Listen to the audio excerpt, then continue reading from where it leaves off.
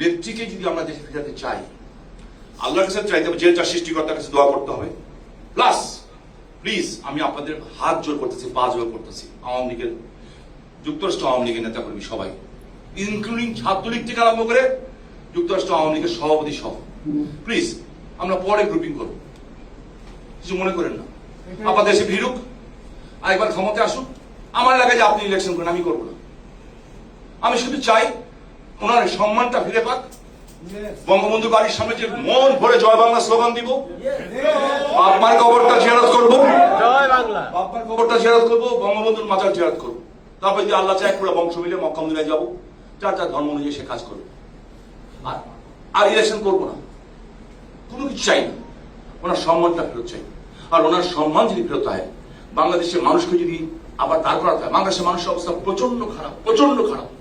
অর্থনীতি ধস হয়ে গেছে, মধ্যবিত্ত নিম্ন মধ্যবিত্ত পরিবার রীতিমতো না খেয়ে আছে।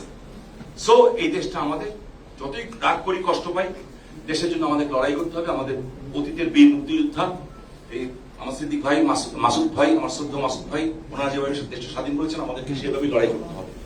সো আমি আশা করি যুক্তরাষ্ট্র আওয়ামী লীগ বিশ্বাস করেন, আমি, বাবু, মামা, আমাদের মতো 100 এমপি 100 মন্ত্রী মিলে যা করতে না পারবো, আপনারা যুক্তরাষ্ট্রে থাকেন, পৃথিবী চাবিকাঠি এই দেশ এখানে আছে। আপনারা যদি ইউনিটলি কাজ করেন, আমি বলতেছি বিশ্বাস করেন, অনেক দ্রুত অনেক কিছু চেঞ্জ হবে।